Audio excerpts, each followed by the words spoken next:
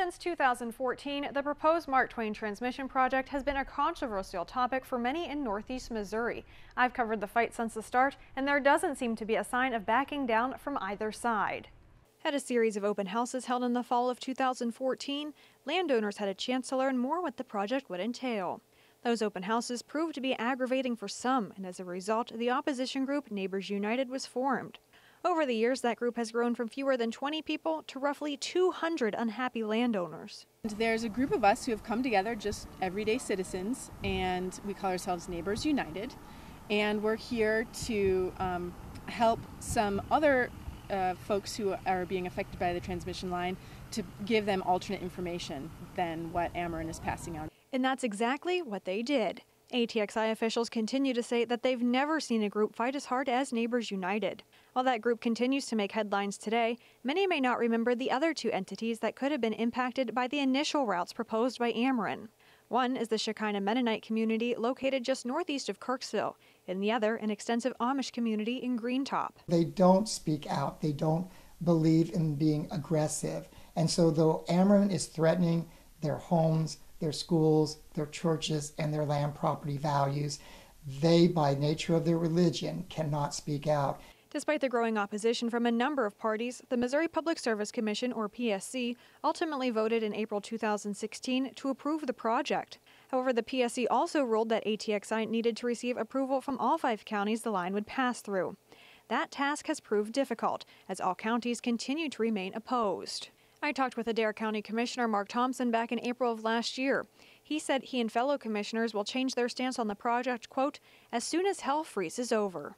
Due to ongoing complications to receive approval on the initially proposed line, Ameren has decided to take another route, essentially rebooting the project. A new partnership with Northeast Missouri Electric Power Cooperative would allow ATXI to use rights-of-way from existing transmission lines. ATXI President Sean Shuker is confident this new plan will win over the public. We're trying to listen because we believe this project brings good economic reliability and access to new resources. And we think there's a win-win with the project, with the jobs, and a solution that's going to work for everybody. Although the utility companies are excited about this new prospect, landowners and Neighbors United members remain puzzled. They continue to question why using existing routes of way wasn't the plan first proposed back in 2014. Schuyler County resident John Lunan spoke last year of ATXI's option to use routes already in place. The utility continued to refuse. They're building a line through territory that they don't need to build it through. They have an existing line on the west side of the county that they could upgrade just like they did in Iowa. When asked why co-locating the line wasn't first proposed the first time around, Shuker says the answer is simple. The line originally proposed offered the highest level of reliability. At a press conference in early May of this year, the utilities thanked Senator Brian Munslinger and State Representatives Craig Redmond, Lyndall Shoemake, and Nate Walker. They were thanked for encouraging the new partnership. Redmond says he feels a solution has been found to move the project forward. I still believe that we need more electricity and more reliability, but at the same time, I don't want my constituents' rights trampled on. So that's a delicate balance there. And I feel like, you know, the work that we've done with ATXI, Northeast Power, and our local cooperatives have accomplished that. Despite the thanks of support at the press conference, State Representative Nate Walker says he remains in opposition.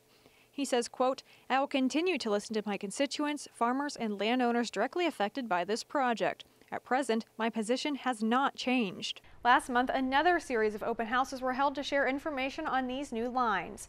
ATXI officials are now working to select a finalized route based on the feedback generated.